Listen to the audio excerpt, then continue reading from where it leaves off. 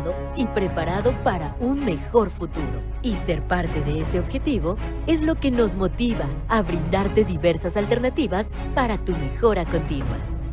Cursos y diplomados en modalidad presencial e híbrida. Cursos a distancia con plataformas virtuales en formato síncrono. Capacitaciones de autoaprendizaje por medio de nuestra plataforma eLearning. Y hoy ponemos a tu alcance un formato corto y dinámico, con los mejores contenidos y de la mano de grandes expositores del sector. Jueves de conferencia y SIC. Una alternativa más de capacitación para ti. Prepara tu café y únete a la conversación. Bienvenido a esta gran comunidad que busca ser mejor cada día. Capacitar es construir. Buenas tardes a todos, sean bienvenidos a esta sesión del Programa de Prevención de Desastres 2024 que trae para ustedes la Cámara Mexicana de la Industria de la Construcción. Para ello, el día de hoy conversaremos acerca de la temporada de ciclones y huracanes 2024, la identificación de riesgos para la industria de la construcción y el protocolo de prevención. Y quiero iniciar presentándoles justamente a nuestro gran ponente invitado. Él es el ingeniero Javier Encarnación Pérez Cruz. El ingeniero cuenta con más de 40 años de experiencia dentro del sector público y privado en la atención a emergencias, capacitación, asesoría y consultoría, así como la elaboración de atlas de riesgos municipales, atlas nacional de riesgos y programas internos de protección civil, entre otros. Instructor estatal en protección civil nivel 3 CENAPRED, técnico básico de gestión integral de riesgos de CENAPRED, técnico en urgencias médicas nivel básico e instructor del curso EDAN nivel toma de decisiones, avalado por la OFDA y SEGOV. Instructor también de CEMIC en Cancún, Quintana Roo y director general de Protección Civil, Seguridad, Asesoría en Protección Civil. Subdirector de la Secretaría de Protección Civil del municipio de Benito Juárez en Quintana Roo del 2001 al 2009. Miembro fundador de la Asociación de Profesionales de Protección Civil de la República Mexicana y miembro del capítulo Quintana Roo del Colegio de Profesionales en Gestión Integral de Riesgo y Protección Civil. Muchísimas gracias, ingeniero, por acompañarnos el día de hoy. Es para nosotros un honor que hoy platique con nosotros acerca de este tema tan importante, sobre todo considerando que pues estamos a nada en la temporada de ciclones y huracanes. Ya prácticamente tenemos muchos identificados y muchos con algunas fechas a considerar. Entonces es de gran valía la información que nos va a brindar. Sin más, le cedo el uso de la voz. El espacio es suyo. Me parece que tiene su micrófono apagado.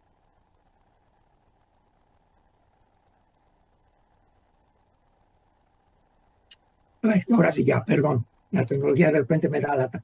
Bueno, ya muchas gracias por estar con ustedes, muchas gracias por la invitación, un placer poder colaborar con ustedes. El recordar con mis colegas que pretenden estar con nosotros, pues recordar algunas medidas de prevención que debemos de tener en ¿cómo se llama? En este contexto del manejo de las emergencias. Permítanme tantito, nada más déjenme mover a la página que necesito ver para poder avanzar. Ok, gracias. Ok, bien. Vamos a empezar con este pequeño video, un poquito recordatorio de lo que tenemos que hacer y lo que nos puede afectar una situación de huracanes y lo que podemos trabajar al respecto. Y aquí arrancaremos con el tema. Ingeniero, ¿nos puede ayudar compartiendo su pantalla, por favor? Ahorita no la visualizamos. Perfecto, perdón. Déjame regresarme por acá. Sin problema, adelante. A ver, permítanme. Perdón. Acá.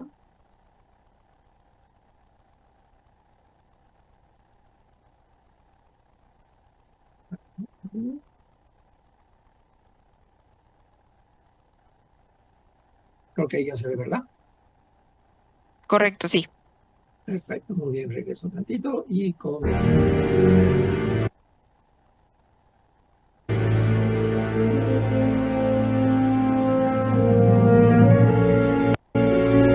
Winds have built up to 60 miles per hour in the fourth. And as I mentioned, it's in a place now where it has a chance to strengthen this could turn into a hurricane in the next 24 hours.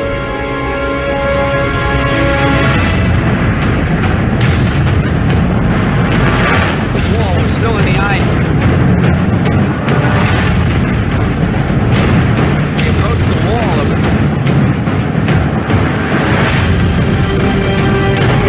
detective activity.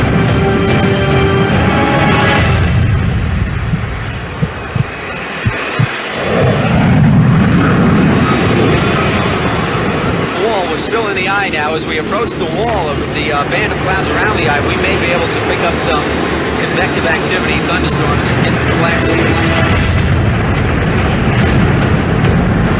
Forecasters are predicting 5 to 10 inches of rain along with the high winds. There's already a flash flood warning in effect.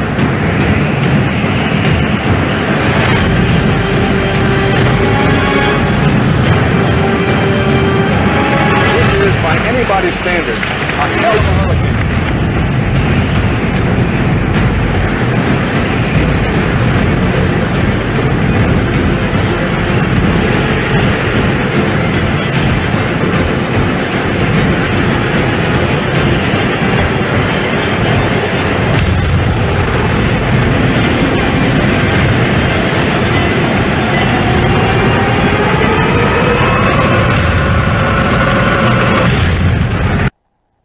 Ok, con esta premisa es un pequeño recordatorio para los que vivimos en la península en el año 2005, precisamente con el huracán Vilma, que vino a romper y a generar muchos cambios en los conceptos que teníamos sobre los huracanes en la península de Yucatán.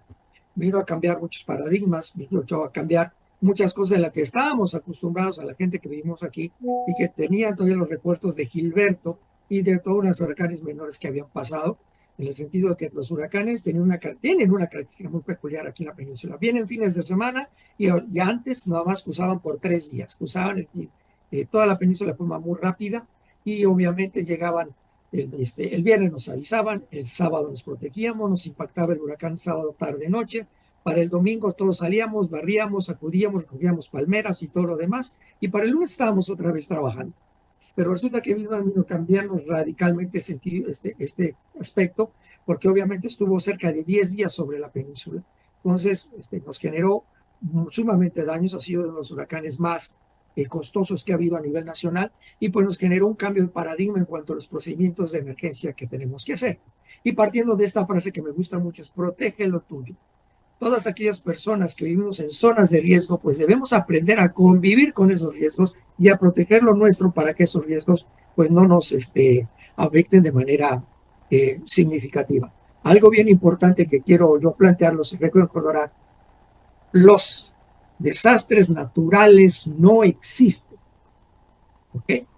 Los desastres naturales no existen. Existen fenómenos naturales que nos pueden llevar a un desastre. El desastre son socialmente construidos. Somos nosotros quienes en nuestro desarrollo social, en nuestra vida, nos ponemos a vivir en áreas donde existen estos fenómenos y que nos pueden llegar a afectar. Y entonces es ahí donde, por nuestro afán antiguamente de querer dominar a la naturaleza, pensábamos que lo podríamos lograr. Y no, la naturaleza siempre va a estar por encima de nosotros. Nunca olvidemos que los huracanes son parte del ciclo del agua, ¿sí? En la península de Yucatán han existido huracanes desde que antes de que llegara el ser vivo, antes de que llegaran los humanos, y te puedo apostar que si por una situación nosotros nos vamos de esta zona, los huracanes van a seguir existiendo. Son parte del ciclo de la vida, son parte de el aspecto vivo de la Tierra, ¿de acuerdo? Ellos que llevan, de hecho, el huracán en sí mismo es benéfico para la naturaleza, ¿sí? El que sufre daño somos nosotros que llegamos a vivir en las zonas donde impacta el huracán, ¿sí? El huracán es benéfico, ¿por qué? Porque lleva la lluvia de ese ciclo del agua del mar hacia las partes que se lo requieren para la agricultura. Es un termostato, los huracanes son el termostato de la Tierra, en donde nos permite precisamente que esa temperatura se regula, trae el aire cálido y las aguas de las zonas calientes hacia las zonas frías y así sucesivamente, y genera ese corso y recorso de las temperaturas que permiten que la Tierra pueda vivir, ¿de acuerdo? Dispersa bacterias, mantiene los bosques de la selva e incluso construyen las redes de islas de barrera que ayudan a que las costas puedan fomentarse la vida alrededor. ¿Qué es lo que está pasando ahora con el calentamiento global? Pues es algo que está ocurriendo como cualquier ser vivo. Piensen ustedes, si tienen aire acondicionado en su casa o si han estado en lugares con aires acondicionados, si ustedes están solo en su habitación y ponen el termostato a 24 grados, pues ustedes se van a sentir a gusto con ese aire acondicionado en su habitación, una habitación de 4x4, piensen, ¿de acuerdo? Pero si yo estoy solo, al ratito voy a sentir frío, a pesar de que está a 24 grados. Pero sin embargo, en ese lugar de 24 grados empiezan a entrar más personas y en lugar de una estamos 5 o 7 o 10 personas en una habitación de 4x4, aunque esté el aire acondicionado a 24 grados, vamos a sentir calor. ¿Qué es lo que vamos a hacer nosotros? Pues al aire acondicionado, en lugar de que salga a 24 grados, lo vamos a bajar a 17 o a 16. ¿Para qué? Para que esa temperatura contrarreste esa irradiación de calor que dan todos los cuerpos de esas personas y podamos mantener una temperatura fresca. ¿Ok? Entonces, ahora imagínense que ese número de personas, una se llama gases invernadero, otro se llama emisiones de CO2, el otro se llama emisiones de O2, pues entonces está generando que aumente la temperatura de la Tierra. ¿Qué hace la naturaleza en ese conocimiento sabio que tiene la naturaleza para mantener el equilibrio? Pues va a bajarle la temperatura a ese termostato. ¿Y qué son esos termostatos y esos aires acondicionados? Los huracanes. Por eso es que ahora con el calentamiento global estamos teniendo más huracanes y más intensos. ¿Por qué? Porque la Tierra está buscando la manera de cómo equilibrar esa temperatura que está existiendo y poder mantener la vida. Podemos seguir hablando sobre este tema mucho extendido, pero tenemos poco tiempo. Pero algo que quede bien claro, ¿sí? Los desastres no son naturales, son socialmente construidos. Y los fenómenos están por ahí una razón para mantener el equilibrio en la Tierra y la vida que existe dentro de ella. Nosotros tenemos que comprender a vivir con ella. Sin embargo, pues obviamente los ciclones tropicales, nosotros que vivimos ahí, pues provocan grandes pérdidas económicas cada año, ¿sí? Obviamente, ¿por qué? Porque estamos llegando a vivir en lugares, antes no veía nadie, pero siguen impactando los huracanes. Las costas, pensamos, antes de 1970, pues llegaban los huracanes aquí a la península de Yucatán, pero no pasaba nada porque nadie vivía ahí. Llega 1974 y se crea este centro turístico que es el que genera un gran ingreso per cápita al país por concepto de turismo y se forma Cancún. Pero pues, obviamente cuando se creó Cancún todavía no les tocaba un gran huracán. Llegó 1978 cuando ya el periodo de retorno que tienen estos fenómenos impactó Gilberto y bueno, nos dio un pequeño recordatorio de lo que ocurre si vivimos en zonas donde impactan fenómenos naturales. Obviamente pasaron una serie de años, 78 hasta el 2005, otra vez se cumplen los periodos de retorno que nos impacta un huracán de gran intensidad y pues nos generan daños, obviamente, a la infraestructura o a las personas que vivimos en esta zona. ¿Ok?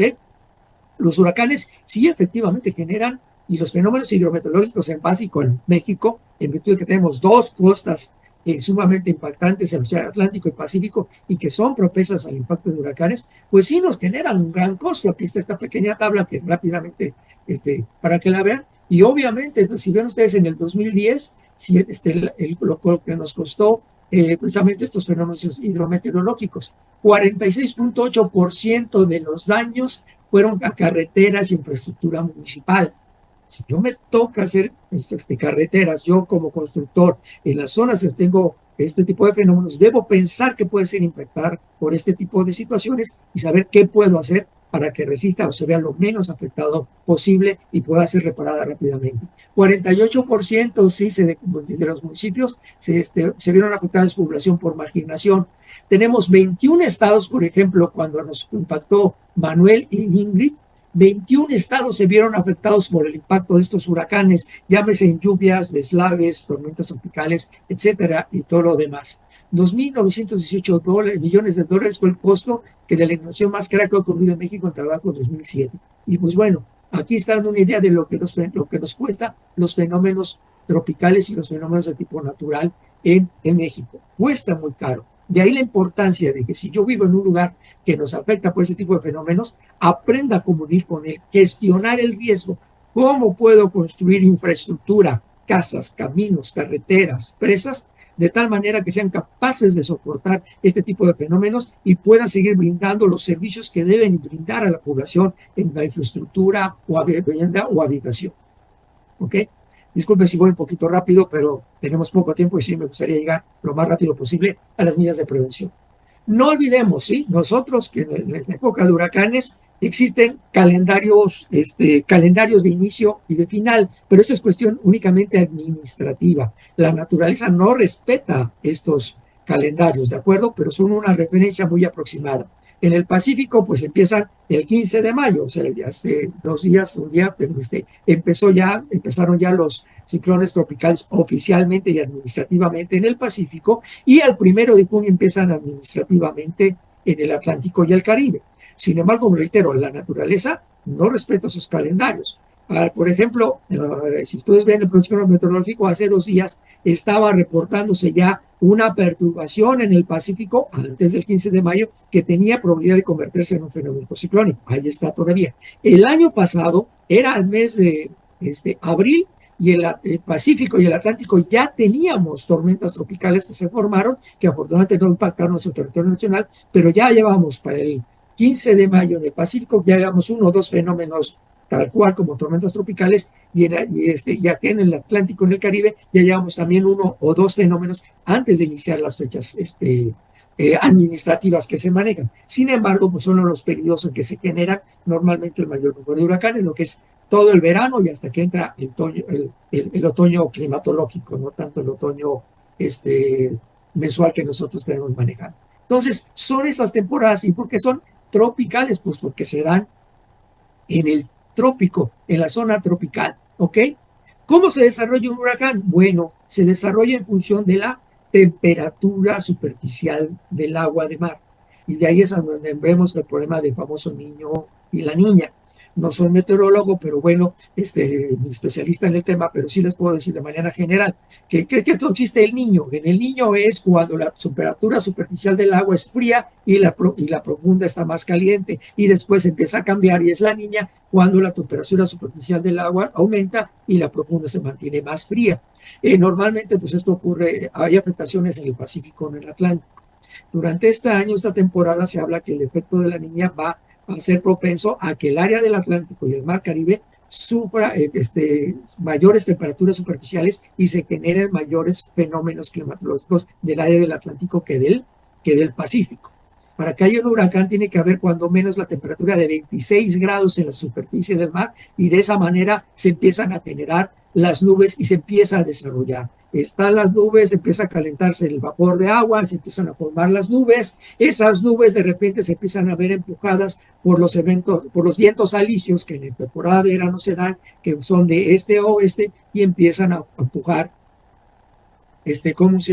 a estas nubes, y entonces estas nubes, conforme se van moviendo, pues por el efecto Coriolis, que es por la rotación de la Tierra y la redondez de la Tierra, empiezan a girar en el hemisferio norte en sentido contrario a las manecillas del reloj, y después, se empiezan a formar los huracanes. Mientras permanezca sobre el mar Caribe, pues obviamente el ciclón tropical se va a ir retroalimentando constantemente. Mientras esté sobre el mar, suben las nubes van llegando las nubes van girando, y entonces se va generando que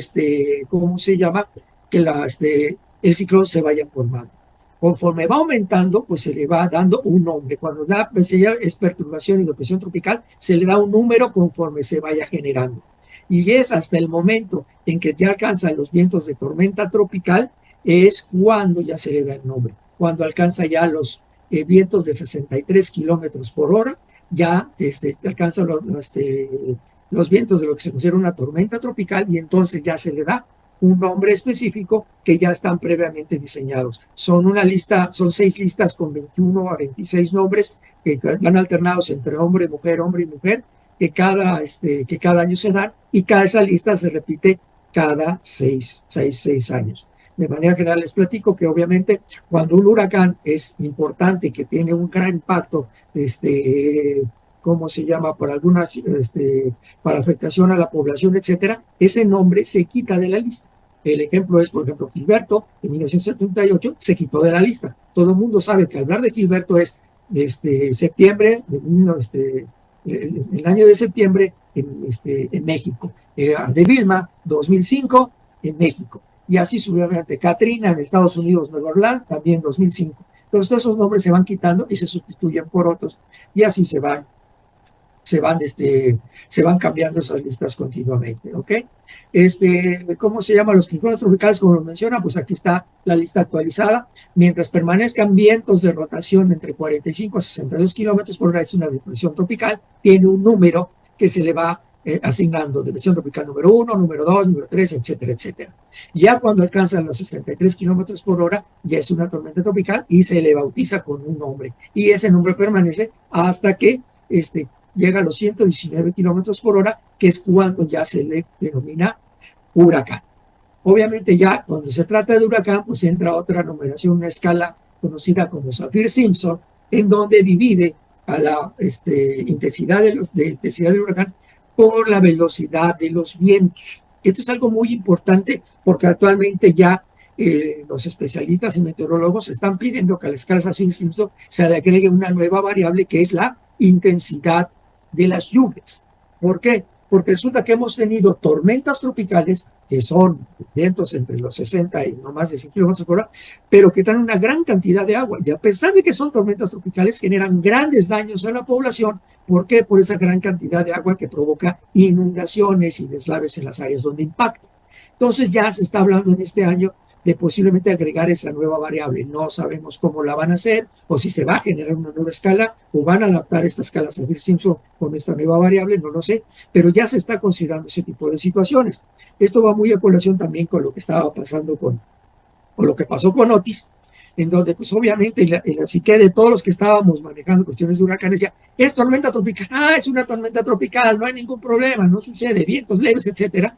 Pero nos olvidamos de esta variable que es la intensidad de las lluvias. Por eso ustedes notaban que de repente en algunos reportes meteorológicos y de seguimiento, a veces decían tormenta tropical sumamente peligrosa por la gran cantidad de lluvia que nos podía generar. Sin embargo, nosotros en nuestro psique y en función del sistema de alerta temprana que existe, que ahorita también la vamos a tocar, pues una tormenta tropical es algo de bajo riesgo. No, ya no. Por los cambios que hemos tenido por el cambio climático, ya una tormenta tropical puede ser una situación de grave riesgo dependiendo de la vulnerabilidad del área donde impacte esta tormenta tropical, ¿ok? Y pues bueno, aquí de manera rápida podemos ver, ¿no?, la división de la escala Saffir-Simpson, ¿no? Obviamente si los vientos son entre 119 y 153 es categoría 1, ya pasando los 154 y antes los 177, pues ya estamos hablando que es una categoría 2 y así sucesivamente, 178, 208, 209, 251, y después cuando ya es más de 252 kilómetros por hora, ya es una gran categoría 5. Normalmente se consideran ya huracanes extremadamente peligrosos a partir de categoría 3 en adelante, en donde ya la estructura de edificios pequeños, el servicio eléctrico, pueden ser severamente dañados e incluso ya hay inundaciones en la zona de la costa, ¿de acuerdo? En las categorías 1 y 2 hay algunos daños, viviendas endebles, posiblemente cableado, anuncios, etcétera. Pero ya del categoría 3 en adelante ya hay daños significativos a las estructuras de los edificios, inmuebles y a la infraestructura, carretera, caminos, etcétera, etcétera, ¿de acuerdo? Entonces, ya normalmente categoría 3 se considera ya como un huracán con peligro y debemos considerar los efectos y los daños que nos pueden generar, que básicamente son 3. 1, que es los vientos huracanados; 2, la marea de tormenta; y 3, la intensidad de la lluvia. No en ese orden, pero sí son esos 3 factores que nos pueden afectar. Aplicando esta información, obviamente a mí, que yo voy a construir un proyecto, todo eso, y sé que estoy en hora de impacto de huracanes, pues obviamente debo tomar esas consideraciones, ¿eh? A lo mejor como aquí en Cancún no hay sismos, no tenemos efectos de sismo, pero sí debemos calcular todas nuestras estructuras en función de esta intensidad de los vientos que puedan soportar un huracán categoría 5 y puedan soportarlo. Quiero pensar que obviamente si llegamos a sentir algún sismo aquí, pues por la rigidez de las estructuras pensadas por huracanes, yo creo que pueden aguantar un huracán. O en el caso de Acapulco, en donde piensan más en sismos, que es lo más común, que en huracanes, y entonces obviamente, bueno, la infraestructura creo que pudo soportar perfectamente las estructuras como tal, ¿cómo se llama? Los efectos de un huracán. Ahorita vamos a ver unos videos de los daños y vean a ustedes constructores, a ustedes arquitectos, ustedes ingenieros, lo que ocurrió con estas estructuras al momento de verse después impactadas por los huracanes, para que lo tomen en consideración en sus futuros proyectos en áreas donde existe o impacto de huracán. ¿Ok? Este es un ejemplo bueno de los daños, lo que mencionábamos. Vean estas fotografías. Esto aquí, una mitad de una hoja de triplay de 19 milímetros atravesando una palma de lado a lado. Esta es una tabla de 4 políticos, de 10 por 4, si mal no recuerdo, ¿de acuerdo? Atravesando también. Y esto es por la intensidad de los vientos. Esa es la fuerza que nos pueden generar, la fuerza de los vientos en este tipo de fenómenos. Aquí les va otro ejemplo, pero obviamente, con lo mencionaban, los vientos huracanados, la lluvia intensa y la marea de tormenta nos pueden afectar significativamente si estamos cerca del mar. Yo podría platicarles muchas anécdotas y muchos ejemplos, pero sin embargo, ahorita que acaba de pasar Otis, voy a pasarle un pequeño video de una introducción a una nota informativa que se dio en una estación de televisora que creo que refleja perfectamente bien estos tres fenómenos. Cómo me afectan los vientos huracanados, cómo me puede afectar la lluvia intensa y cómo me puede afectar la marea de tormenta.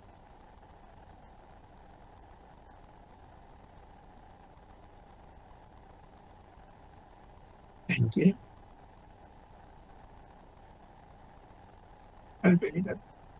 No quieren.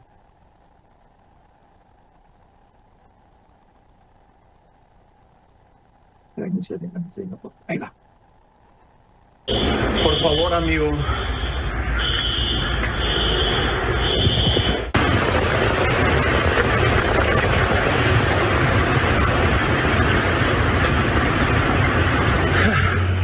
Esto del lobby.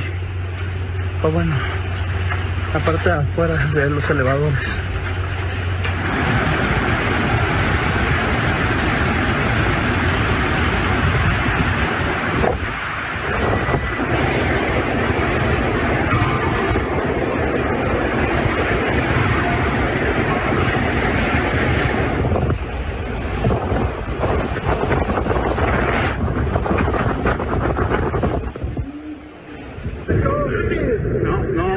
No manches, ahorita es cuando más duro está. Eso.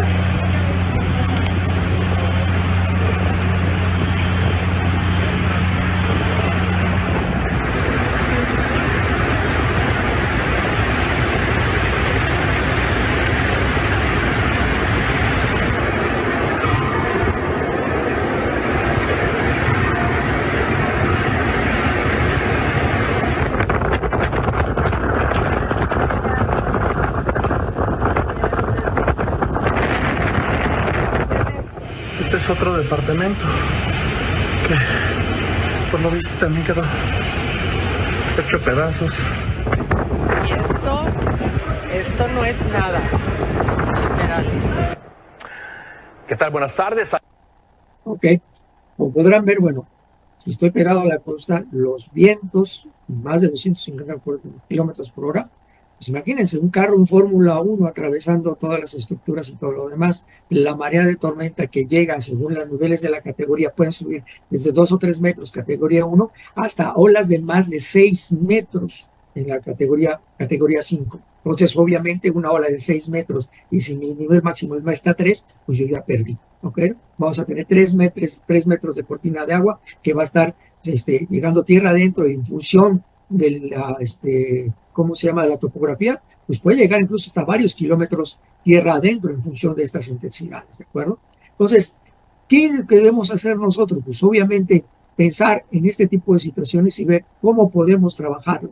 Este video es un video largo como de 3 minutos, y se los voy a recortar a la mitad, nada más para que vean cómo se veía la zona hotelera de Otis después de la afectación. En los primeros segundos va a ver que incluso un edificio se pandeó en sentido contrario a la dirección del viento, o mejor dicho, se pandeó con la dirección del viento.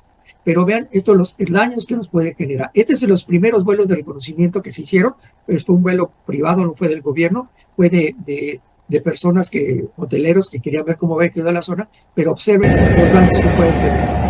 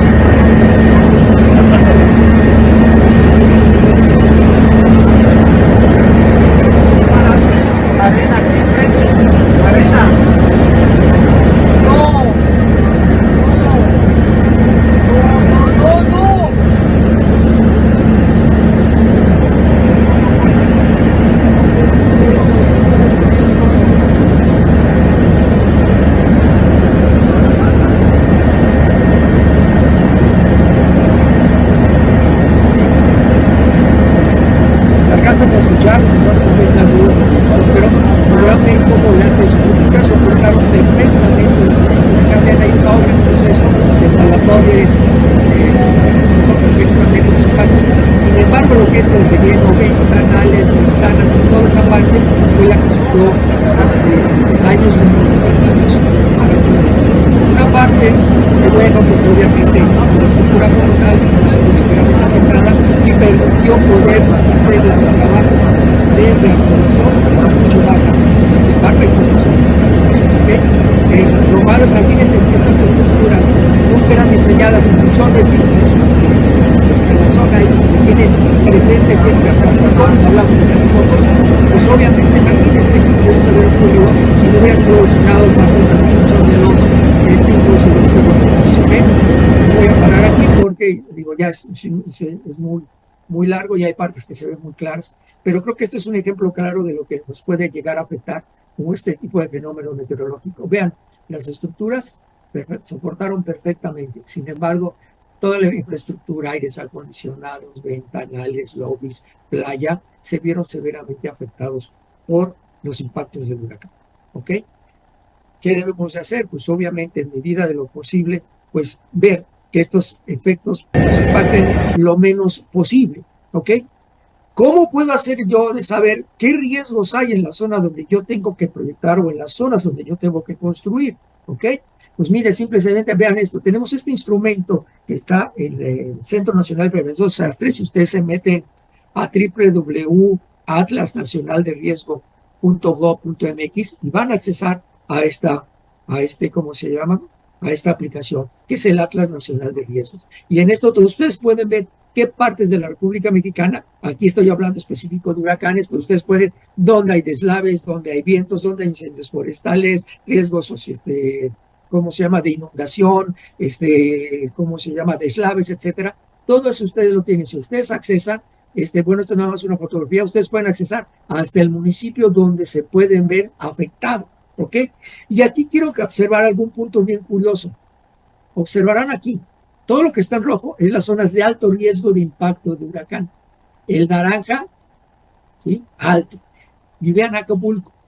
Acapulco estaba, fíjense, en riesgo bajo. ¿Por qué? No me pregunten por qué. Bueno, sí lo podemos deducir. Y es porque tenía muchos años, ¿sí?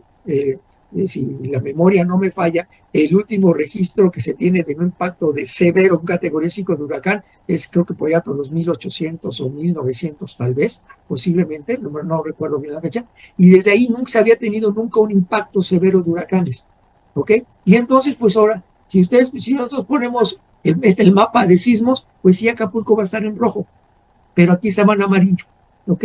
Ahora resulta, bueno, pues hay que actualizar los atlas municipales de riesgos, que es la otra herramienta que ustedes tienen para poder ver qué riesgos por fenómenos naturales o incluso antrópicos, o sea, generados por el ser humano, existen en mi municipio, para poder entonces yo diseñar mis infraestructuras, mis casas, mis puentes, mis caminos, mis edificios, en función de estos riesgos, y yo ya puedo tomarlos en consideración. O incluso si yo soy desarrollador y quiero comprar terrenos para venderlos, pues al menos tener la cuestión de la ética de saber, estos terrenos que estoy comprando, ¿se inundan o no se inundan? Estos terrenos que estoy comprando, ¿sirven para esto o no sirven para esto? Etcétera. Y si en dado momento, cuando sucede con la obra pública, que no hay de otra, hay que construir el hospital en este terreno, perfecto. ¿Qué riesgos hay en este terreno? Para entonces hacer las consideraciones y construir el hospital, con concepto de hospital seguro, y pueda no verse afectado por las situaciones y fenómenos naturales que lo puedan afectar en ese terreno específico. ¿Ok? En dado momento, empezar esto, existe un conflicto, o al menos cuando su servidor tuvo la oportunidad de hacer el Atlas de Riesgo, precisamente en el municipio donde vivo, aquí de Benito Juárez, en Cancún, Quintana Roo, platicábamos con los diferentes colegios de ingenieros, colegios de arquitectos, desarrollo urbano, y de pronto existía esa resistencia hacia el Atlas. Es que un Atlas me va a decir que no puedo construir. Un momento, el Atlas te va a decir qué situaciones tiene un terreno para que sepas cómo construir. Esa es la herramienta importante tanto del Atlas Nacional como los atlas estatales y municipales de riesgo. Es una herramienta que me ayuda a mí, promotor, constructor, o si quiero promover desarrollos, etcétera, saber qué riesgos existen para entonces construir la infraestructura, los edificios, las casas, el camino, de acuerdo a esos riesgos, y entonces tener una infraestructura que me aguante esos 20 años. ¿Ok? no puede ocurrir. Aquí pasó un hecho muy curioso sobre un hotel que se estaba construyendo muy hermoso, y dice, aquí se construye el hotel más hermoso de Cancún, se acababa de inaugurar antes de Vilma, llegó el huracán y lo desbarató, obviamente, ¿de acuerdo? Entonces, ¿qué situación es? Hubo falta de cuidado en el diseño del hotel para que pudiese soportar una gran categoría así. De la importancia, por ejemplo, los que aquí de repente, de los que construimos aquí, conocemos esos riesgos. Pero si yo soy gente de Guadalajara, de Jalisco, me da la oportunidad de desarrollarme y hacer obras en esta zona, pues utilizar estas herramientas para hacer proyectos que sean resilientes a este tipo de fenómenos. Recuerden, la resiliencia es la capacidad que tiene un objeto, una persona, una sociedad, un elemento en regresar a su estado natural. Entonces, hacer obras y estructuras resilientes, hacer ciudades resilientes que puedan regresar a su estado normal lo más rápido posible e incluso mejor de cómo se encontraban antes. ¿Ok? Entonces, estos mecanismos y estas herramientas, pues sí nos permiten de una manera muy importante, pues gestionar el riesgo de nuestras obras y generar proyectos que sean verdaderamente capaces de soportar estos fenómenos y cumplir con los servicios que se requieren, aún en el impacto de los fenómenos. ¿Ok? Por ejemplo, doy detalles aquí curiosos. Aquí en Cancún, por ejemplo, ya todos los tinacos, por ejemplo, tienen muros de protección para evitar que salgan volando el caso por la afectación de los vientos, por darles un ejemplo de ese tipo de situaciones. Los tanques de gas estacionarios, por ejemplo, que se da para algunas casas, ya vienen con un sistema de anclaje para poder soportar los vientos. Los aires acondicionados también, por ejemplo, ya todos los proveedores aquí de esta zona, cuando llegan siempre los colocan y siempre le ponen anclajes porque saben que son necesarios para evitar que salgan volando. No esperan a decirles ya, oye, que se me fue volando, pues no lo anclé porque no me lo dijo. No, es algo que existe en la cultura de los proveedores y de las personas que trabajan en labores de infraestructura, saber que deben considerarlo para este fenómeno. Y es algo que, bueno, podemos extrapolar a algún otro lugar, a otro sitio que podamos hacer obras más resistentes y más resilientes a este tipo de fenómenos. ¿Ok? Retomando la situación de labores preventivas, México tiene su sistema de alerta temprana, el SIAP-CT, Sistema de Alerta Temprana para Ciclones Tropicales, y está pensado de tal manera que aplica en cualquier parte del país con estos 5 colores, en donde va desde alerta azul, que es peligro mínimo, y desde alerta verde, que es peligro bajo, que se viene acercando, ¿sí? Alerta amarilla, en donde hay que prepararnos porque el fenómeno nos va a impactar. Alerta naranja es cuando ya tengo que ejecutar mi plan de emergencia y entonces, ¿qué debo hacer? Pues yo salirme hacia el refugio si mi lugar se inunda no es seguro. Y alerta roja es porque yo ya tengo que estar obviamente protegido porque ya empiezo a sentir los efectos del huracán, que en este caso vamos a empezar a sentir los efectos de la tormenta tropical. No me voy a meter mucho cómo funciona el sistema del CIAT porque nos vamos a tardar un poquito más, pero está pensado que tengas suficiente tiempo para que tú puedas ponerte a riesgo, ponerte a salvo antes de que empieces a sentir los vientos y las lluvias de una tormenta tropical.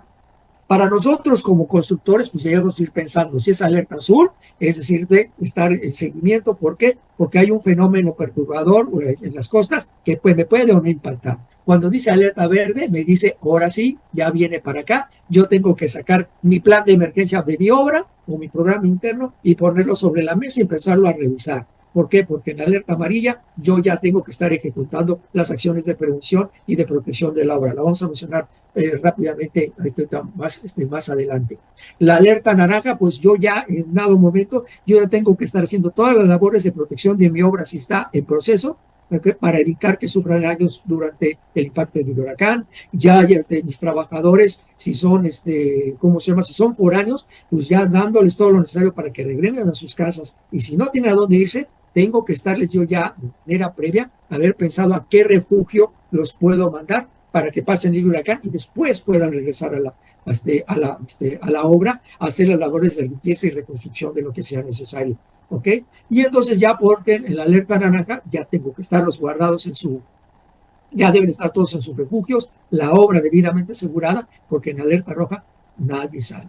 Tenemos que esperar y aguantar el impacto y entonces de esa manera esperar a que pase el fenómeno y ya después podamos regresar. El sistema de alerta temprana tiene estas 2 tablas.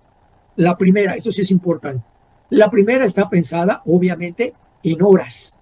si es categoría, o según las escalas del huracán, si es 0 a 99 es tormenta tropical, es categoría 1, categoría 2, categoría 3, categoría 4 y categoría 5. Y esta es una matriz de riesgos. Y entonces, en función de su intensidad y las horas en que se vaya generando, pues esta matriz de riesgo se va generando con ella. Discúlpenme tantito porque tengo alguien aquí que se me está atravesando.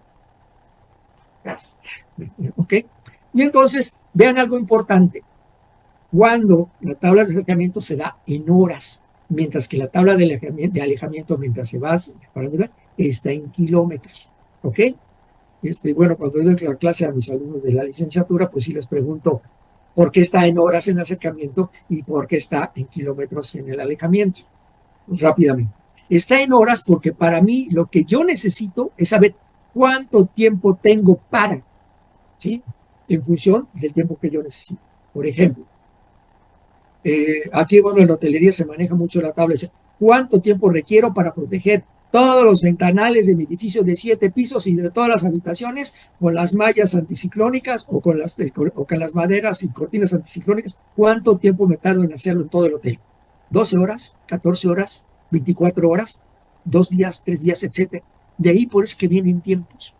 ¿Cuánto tiempo se tardan mis trabajadores? Por ejemplo, aquí en Cancún muchos trabajan en Yucatán, por ejemplo. ¿Cuánto tiempo tardan mis trabajadores en salir de aquí a Cancún e irse a América? 5 horas. Perfecto. ¿Y eso? ¿Y cuánto tiempo me tardo en lo que les pago, en lo que ellos agarran sus cosas, se van a la terminal, toman el camino a la terminal y llegan a su casa? Pues estamos como 12 horas. Y eso es un tiempo que yo debo considerar para estos procesos de aseguramiento de obra. ¿Cuánto tiempo me tardo en asegurarme la torre?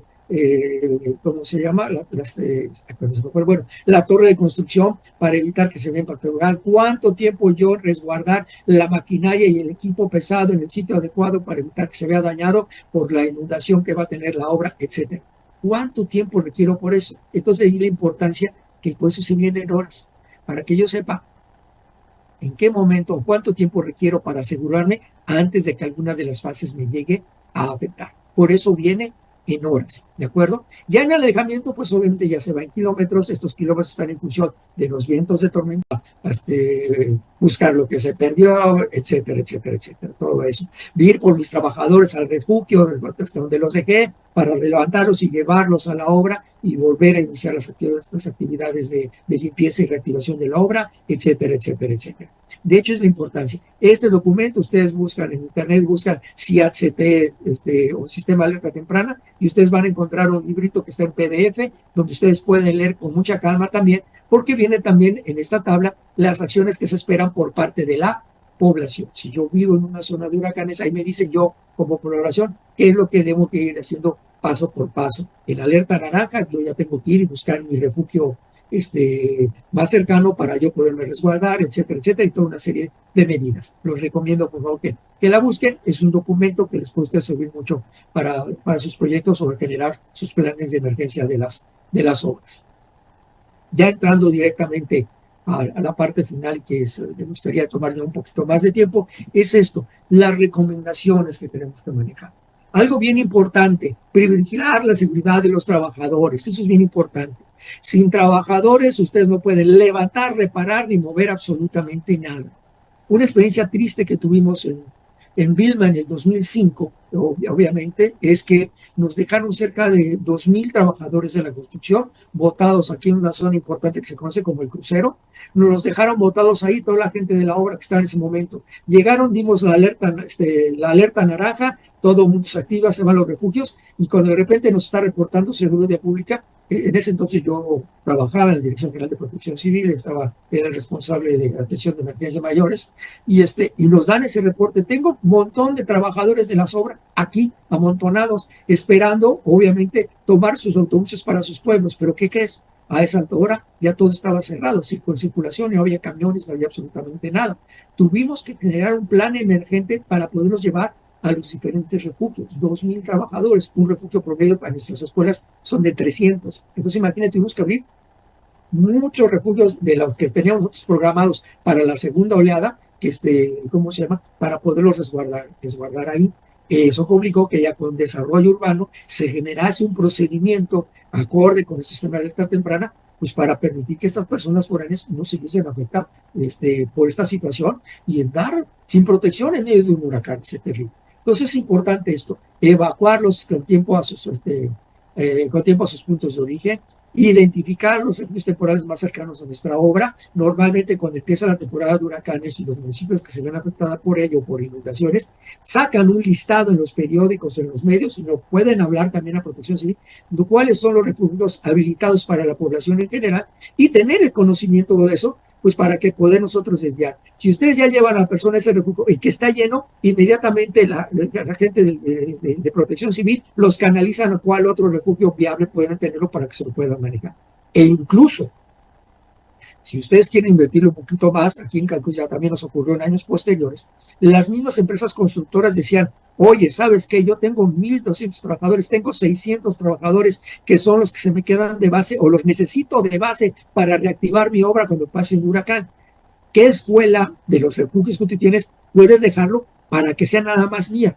¿De acuerdo? Y se generaba ese convenio, y en donde ya en este caso con esta empresa tenía 3 refugios en donde llevó a sus trabajadores, y esa empresa se hizo cargo de la alimentación y de todo lo demás. Parecía más un refugio como los hoteleros. Aquí los hoteleros tienen sus refugios propios, llevan a sus huéspedes y los atienden con su infraestructura, un plan de continuidad de operaciones, y ¿cómo se llama? Y ahí los tiene, y ya terminando el evento, ya sus trabajadores limpiaron el hotel y los regresan al hotel. Y algo así similar hicieron estas empresas constructoras. Tenían a sus trabajadores todos juntos, todos concentrados ahí, todos bajo control. Pasó el huracán y los recogió y se los llevó a la obra a trabajar y a recuperar la obra.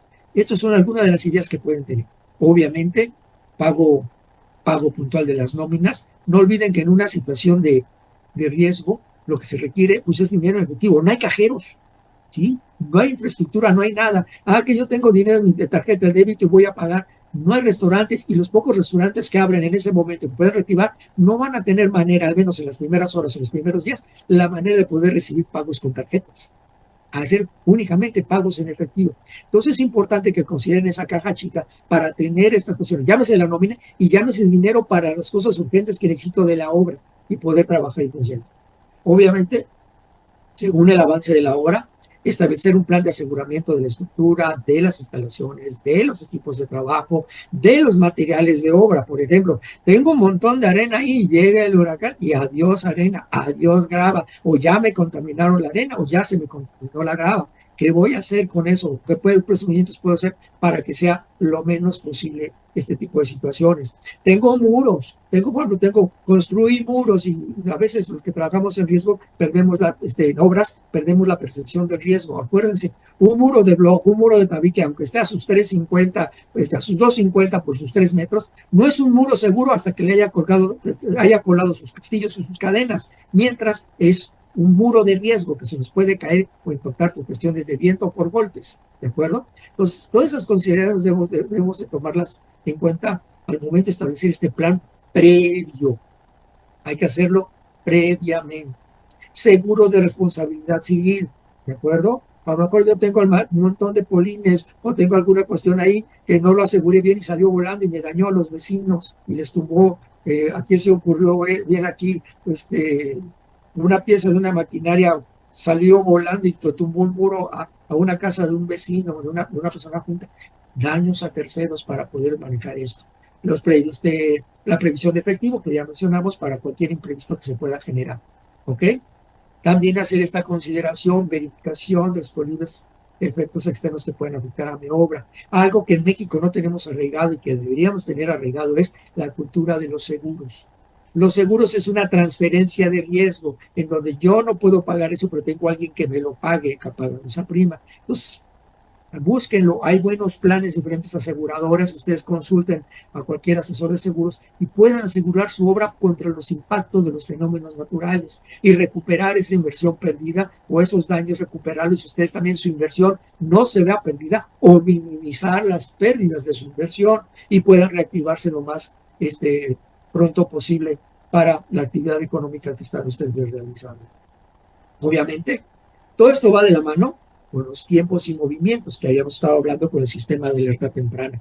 ¿Cuánto tiempo necesito para evacuar a mis trabajadores? ¿Cuánto tiempo requiero para llevarlos hasta el refugio más cercano, que lleguen al refugio más cercano? ¿Cuánto tiempo requiero para todas las acciones de aseguramiento de instalaciones y mis equipos? 12 horas, 24 horas, 48 horas, la que sea.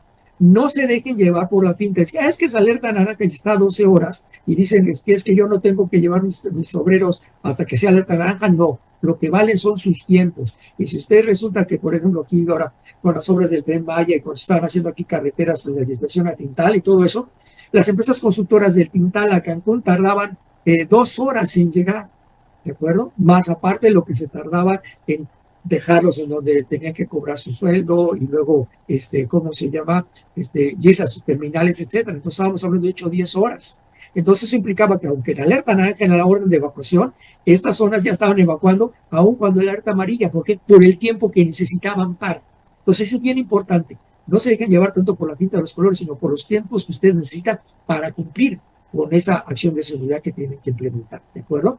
Obviamente, si nos vamos por la derecha, este trabajo se nos hace más sencillo si hacemos un análisis de riesgo de nuestra obra, hacemos nuestros procedimientos de emergencia, capacitamos nuestra obra conforme a los programas internos de protección civil para la obra. Hay una norma oficial mexicana, que es la 031, si mal no recuerdo, además me alcanza de repente, ¿sí? En donde habla precisamente cómo analizar los riesgos de nuestra obra y qué requerimientos de seguridad necesita nuestra obra, si es de bajo, mediano o alto riesgo. Y en mediano y alto riesgo ya se habla precisamente de esto, de tomar las consideraciones de nuestro programa interno de protección civil, capacitar a nuestras brigadas y ¿cómo se llama? Y tomar acciones con respecto a estas medidas de emergencia que debemos de tener para la seguridad de nuestras obras y nuestras infraestructuras. ¿Ok? Ya para terminar, únicamente, bueno, este es el pronóstico que tenemos para el 2024. Como les mencionábamos, lo importante aclarar, esto son estadísticas, no quiere decir que nos va a ocurrir, ¿ok? En donde pues, obviamente para el Pacífico se habla entre 15 y 18 fenómenos y para el Atlántico de 20 a 23 fenómenos. Este es el año que a nosotros nos toca a lo mejor más impactos, de las cuales se piensa que en Pacífico van a ser de 8 a 9 tormentas tropicales y en el Atlántico de 11 a 12 y así sucesivamente. Huracanes en categoría 1 y 2, de 4 a 5 en el Pacífico y de 5 a 6 en el Atlántico. Y categoría 3, 4 o 5, de 3 a 4 en el Pacífico, de 4 a 5 en el Atlántico y del Mar Caribe. Hablando un total entre 15 y 18 y 20 a 23. ¿De acuerdo?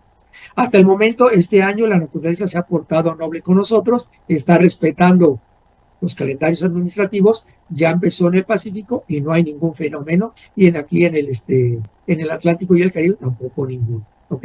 Sin embargo, bueno, pues hay que estar atentos. Y estos son la lista de los 6 de los nombres, tanto para el Pacífico como para el Atlántico, ¿de acuerdo? Y que son los que empezamos para este periodo. Todavía no hay ninguno.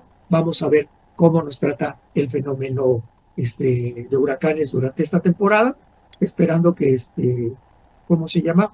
Pues que sea benévola con nosotros, que haya tal vez muchos fenómenos para mantener la temperatura y ese equilibrio de naturaleza, pero que ojalá ninguno nos impacte a nosotros. El año pasado hubo varios fenómenos fuertes y afortunadamente, estoy hablando del caso del Atlántico, hubo muchos fenómenos fuertes y afortunadamente ninguno llegó a costas mexicanas y uno que otro a las costas más al norte de los Estados Unidos, en áreas en donde tenían más de 70 años donde no impactaron. Pero bueno, esos allá en el norte. Ya para terminar y antes de darle gracias y pasar pues a las sesiones de preguntas y respuestas, quiero recordarles una frase, bueno, no la tengo aquí, pero que recuerden, esta es una frase que es una frase rusa, que se da a la gente que vive en Siberia, y en otras presentaciones sí la pongo, sí la manejo, pero quiero compartirlas con ustedes. Acuérdense, siempre prepárense para lo peor, esperando siempre lo mejor, ¿ok? Y pues muchas gracias y estoy a sus órdenes para preguntas o dudas.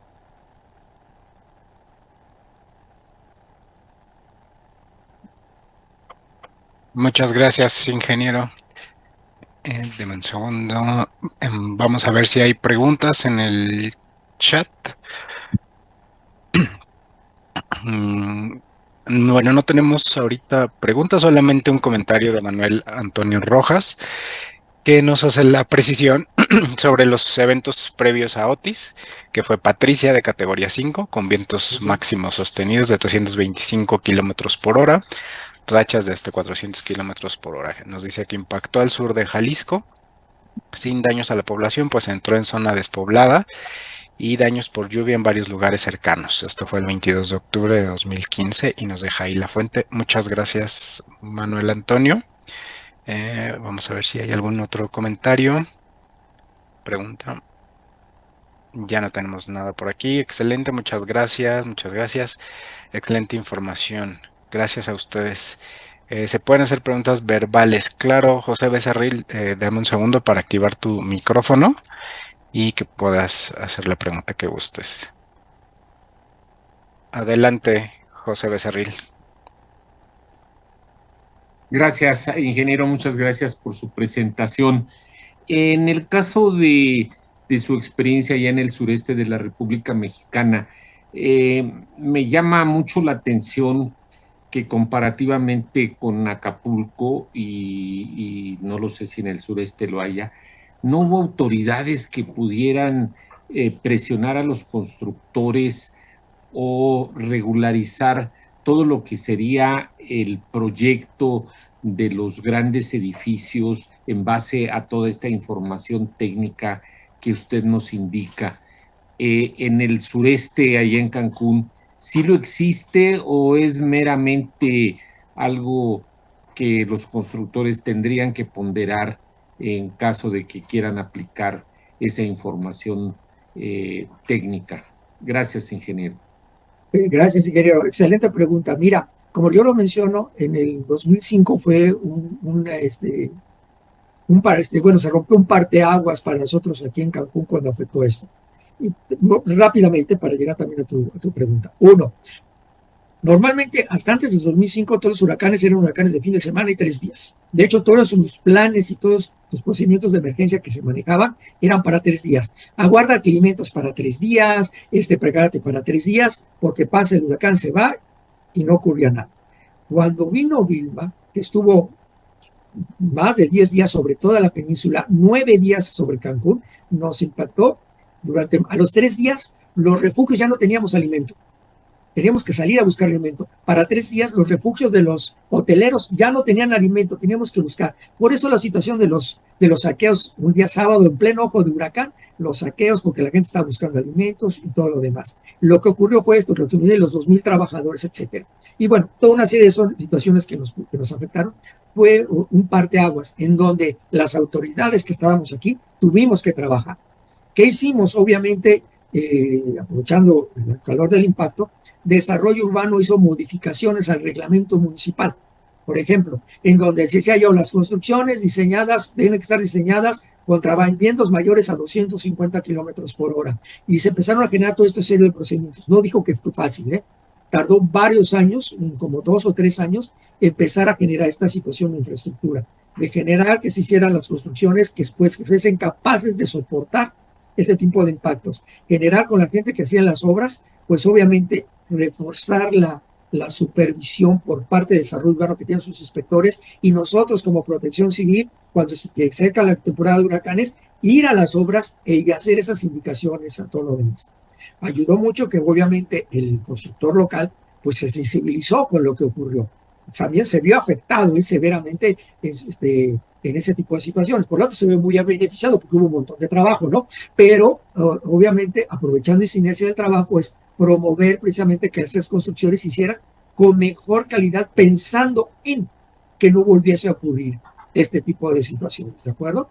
Y pues creo que ha funcionado. Después del 2005, pues si tú visitas Cancún, vas a ver que pegado a la avenida de Bonaparte, cerca de la zona entretelera, se hicieron condominios de 12, 13, 14, 15, 19, 20 pisos, que yo cuando los veía, híjole, ya estarán validados. Pues, ¿qué crees? Vino la pandemia, tuvimos en plena pandemia 2 huracanes, alfa, beta o gamma y delta, no me acuerdo, en pleno huracán categoría 5, y esos inmuebles aguantaron perfectamente el efecto de huracanes e incluso ventanales y todo lo que puede ser volando, no voló.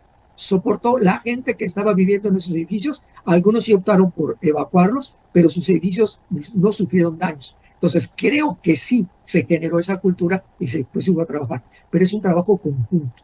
Tiene que trabajar a colegios de ingenieros, colegios de arquitectos, las asociaciones, en este caso fue con los hoteleros, con las empresas constructoras, generarles esa conciencia y que generen empezar a construir bajo este concepto.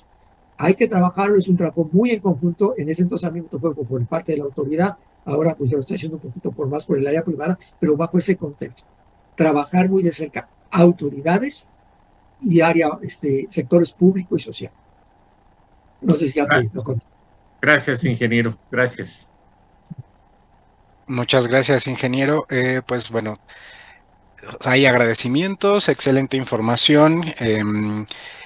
Que si vamos a compartir la presentación, claro, al correo con el cual se registraron, se las estaremos compartiendo.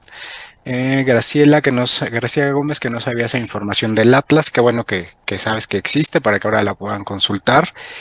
Y más agradecimientos. Arturo Alpizar dice que él está en Yucatán y que les preocupa la entrada por la temporada por las obras en las que aún están en ejecución. Excelente ponencia, pues más y más agradecimientos, ingeniero, y pues agradecerle su participación a nombre de Daniela Mares, que se tuvo que retirar, pero bueno, hacemos un buen cierre con bastante información. De verdad le agradecemos que nos comparta tanto conocimiento. Queremos aprovechar también para recordarles que vamos a seguir con este ciclo de conferencias. El próximo jueves tenemos la conferencia de mochila de emergencia y el plan familiar de protección civil. Ya les estamos dejando aquí en el chat el formulario de registro para que de una vez aparten su lugar y que nos podamos ver por aquí dentro de 8 días. Ingeniero, ¿algo más que guste aportar?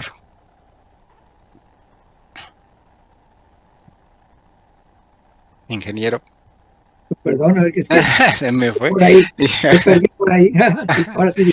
No, nada más para hacer el cierre, si gusta comentar algo más, sino para ya ir cerrando la sesión. Ok, bueno, pues reiterar, muchas gracias por la invitación, gracias a las personas que me escucharon. Y ¿cómo se llama? Aprendamos a gestionar el riesgo. Acuérdense, aprendamos a convivir con la naturaleza, ¿sí? Nosotros, si hacemos obras que son más nobles con la naturaleza, también podemos hacer nuestras obras más resilientes ante ella. Y de esta manera, nuestras inversiones, nuestras infraestructuras o nuestros trabajos van a durar por muchos años. Y acuérdense, ¿a qué ingeniero no le gustaría darle a su hijo, a su nieto y a su bisnieto que sepan, eso lo construyó mi abuelo, mi nieto, mi bisnieto, y ahí está funcionando como debería de ser, aunque pasen los años y aunque falten los fenómenos, ¿de acuerdo? Cuando construyan una casa, piensen que ustedes están viviendo en ella. ¿Cómo les gustaría pasar un huracán dentro de su casa? ¿Sí? Aunque a veces las normas dicen hay que cerrar aguas y gas, etcétera, que es una medida de prevención, pero si yo construyo mi casa de forma adecuada, que pueda soportar un huracán y todo eso, yo puedo estar en mi casa con el huracán afuera, usando mi gas y cocinando, usando mi luz sin ningún problema, si construyo bajo este concepto de resiliencia y de protección contra los fenómenos naturales. ¿Ok? Muchas gracias. Ahorita les hago llegar la presentación para compartirla, creo que sí. Y bueno, a sus órdenes para lo que gusten. Gracias. Muchas gracias, ingeniero Javier. Pues un gusto y los esperamos dentro de 8 días en nuestra siguiente conferencia. Que pasen una excelente tarde. Gracias, hasta luego.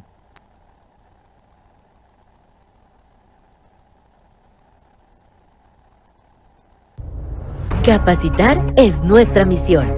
Emplear la tecnología y todos los medios disponibles para llevar el conocimiento hasta ti es parte de nuestro compromiso. Queremos un país capacitado y preparado para un mejor futuro. Y ser parte de ese objetivo es lo que nos motiva a brindarte diversas alternativas para tu mejora continua. Cursos y diplomados en modalidad presencial e híbrida. Cursos a distancia con las plataformas virtuales en formato síncrono. Capacitaciones de autoaprendizaje por medio de nuestra plataforma e-learning. Y hoy ponemos a tu alcance un formato corto y dinámico, con los mejores contenidos y de la mano de grandes expositores del sector. Jueves de conferencia y sí, una alternativa más de capacitación para ti. Gracias por habernos acompañado. Nos saludamos muy pronto y gracias por formar parte de esta gran comunidad que busca ser mejor cada día. Capacitar es construir.